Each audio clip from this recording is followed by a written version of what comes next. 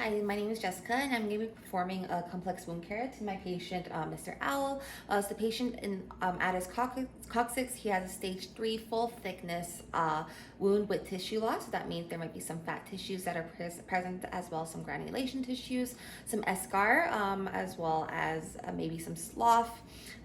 There may be some undermining, as well as some tunneling, but there wouldn't be any bones or tendons or ligaments or cartilages that are present in this stage of wound. So prior to going on with the procedure, I'm gonna talk to the patient and assess and consult as to whether he or she wants some analgesic medication for pain prior to the procedure, just because the procedure is a painful procedure. I would also assess the patient's understanding of the procedure as to why they're getting it. What the whole process is going to be like, other measures as to how to promote wound healing, and some risk factors that the patient might have that would decrease wound healing, such as patients with diabetes, patients who are obese, patients who have smoking habits, as well as patients who are malnutritioned. And also to educate the patient on matters such as repositioning, mobilizing, increased nutrition to promote the wound healing as well. So I've already kind of loosened up the dressing a bit just to make it easier to take off. I have my equipments over here, so the first thing I'm going to do is I'm going to open my sterile kit and get all my equipments ready.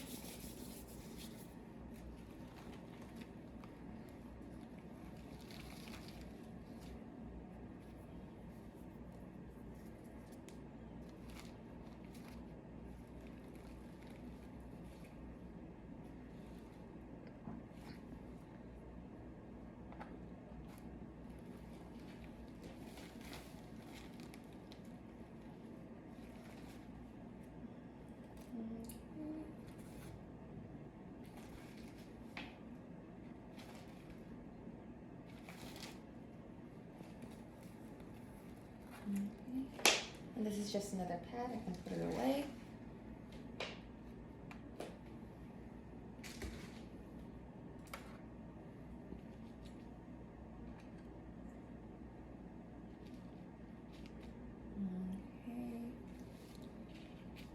I also have a few extra equipments over here. So I have my Lure Lock 20 ml syringe for the irrigation process.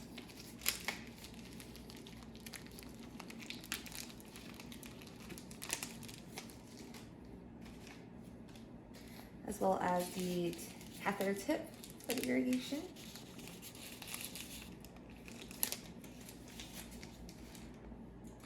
And I wasn't provided sterile bags for these, but this is measurement tape, and I'm assuming that this is going to be sterile as well, so I'm going to put that into my sterile field.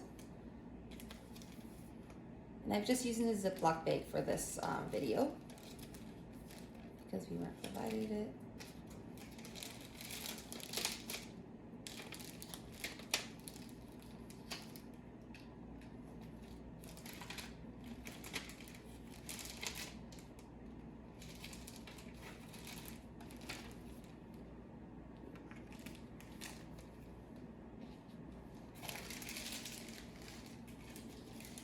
I also have some Q-tips as well.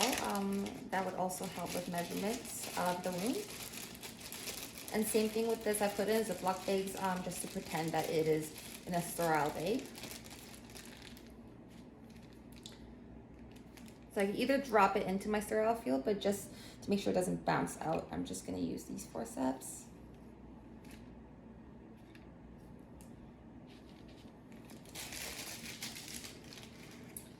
And I also have my normal saline.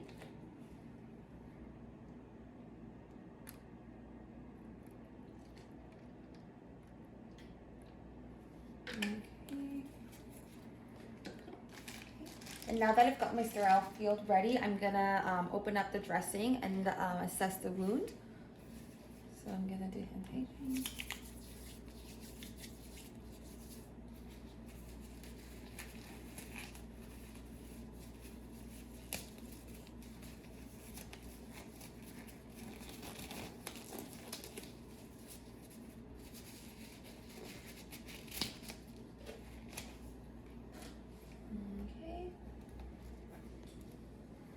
So while I'm taking off the dressing prior, I'm gonna look at the dressing to see if any drainages. The drainage might be serous, it may be sanguineous, it might be purulent, which means there might be an infection to it. So that would be something I'd also document as well. And I can see that there's some packing already in there. So while I'm taking out the packing prior to this one, I'm gonna count how many gauzes I'm taking out and document that as well. So using that, I'm just gonna take out one gauze, two. Okay, so there's 2 gauzes in there, and that's something I'm gonna document. And then I will assess the wound. So if you look into the wound, you can see that there is some granulation tissue, so the redness over there. There's sloughing over there, as well as sloughing on the other side, as well as some eschar over here.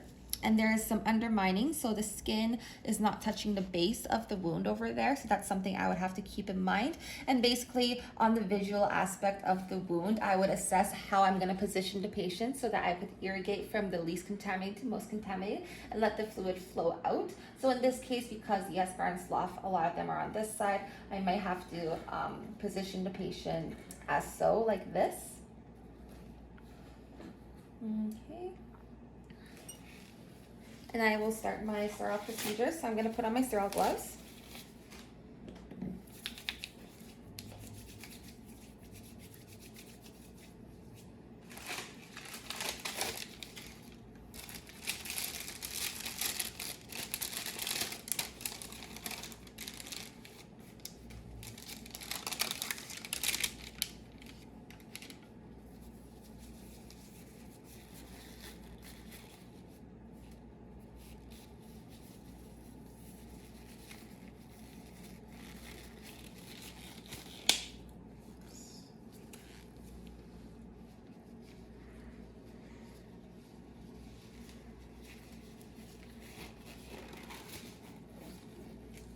Making sure that's ready. And I'm gonna start measuring the wound first before packing it or irrigating it, sorry. So I'm gonna measure the length first without touching the patient. The length is approximately 10 centimeters. And making sure that I am remembering these numbers, or I have someone behind me or beside me that's able to document it on the flow sheet for the wound care flow sheet. And I'm also gonna measure the longest width, which is 6 centimeters. And I'm also gonna assess the depth, the most deepest part of the wound, around here. So it'll be approximately here. And just marking it down with my finger, careful not to touch this patient. I'm just gonna compare it to the measuring tape. And the deepest part of the wound is 4 centimeters deep. And I'm also gonna assess how deep the undermining portion of the wound is. So undermining would be over here. I would assess it to be here. Careful not to touch the patient. The deepest part of the undermining is here. And that is approximately 3 centimeters. Okay, and like I said, I want to irrigate from the least contaminated to most contaminated. So I'm gonna get my irrigation syringe as well as catheter ready.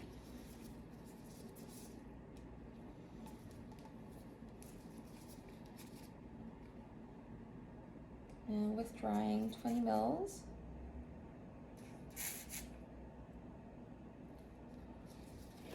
Okay. And so least contaminated to most contaminated. So least contaminated to most contaminated. Maybe from this side as well, least contaminated to most contaminated. And that way as well, least contaminated to most contaminated. Assuming that the patient is in a more sideline position that's able to let the fluid flow out into the basin. And once I think that the irrigation is finished, I will just withdraw that. And I'm just gonna use a gauze to dab the excess fluid inside of it away. Just let it soak in without touching the patient.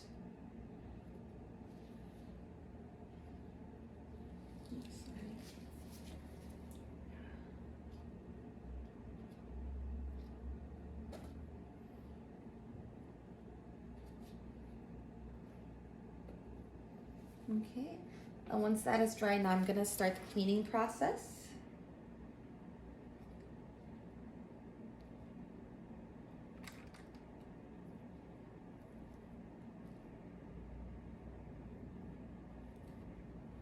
Okay, so same thing with the cleaning, least contaminated to most contaminated.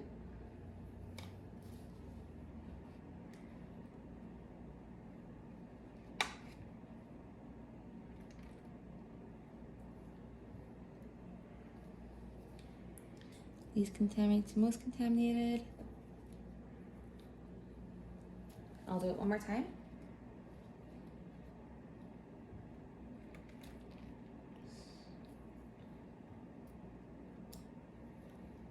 Least contaminated to most contaminated.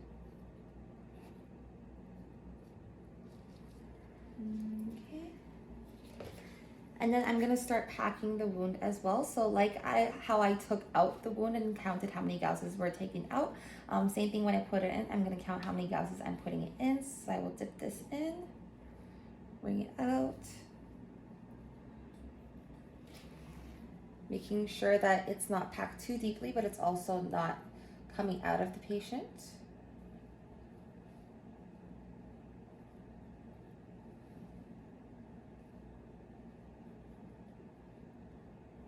So far I've put one gauze in.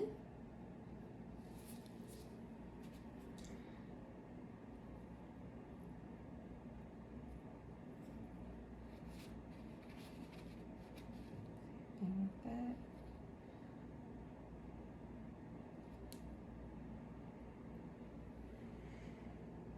And I have another gauze in.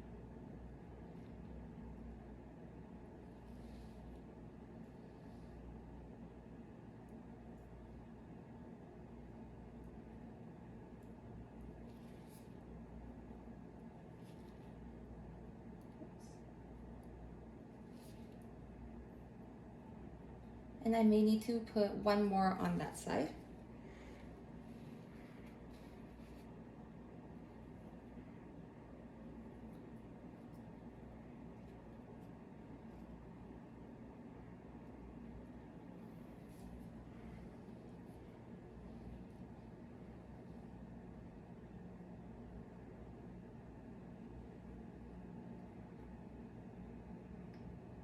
Okay, so I put 3 gauzes in.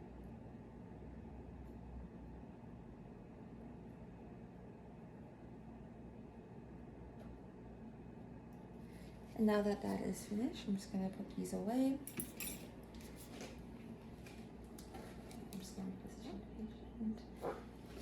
Yeah, so I put 3 gauzes in. I'm gonna put another gauze on top as a dressing. Mind you, I made this this wound a bit too big to my liking, so it doesn't necessarily fit this 4x4 gauze. So I'm just gonna separate this. But if I was using the proper equipment, which I wasn't necessarily provided, I'd be using the proper tape as well as make sure that the dressing that I'm going to be putting on is covering all sides of the wound.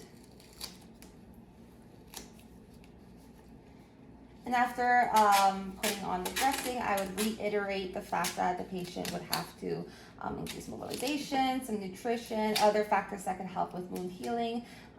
Assure them to notify the healthcare provider if they feel any pain or tenderness at the site, as well as any fever or any other signs of infections. And I would make sure that all my findings, so the measurements of the wound, the characteristics of the wound, any drainages that I found, slough, eschar, granulation tissues would be documented for the wound care nurse to assess, as well as the next nurse who is helping the patient or doing a dressing change for the patient would be able to assess. So thank you so much.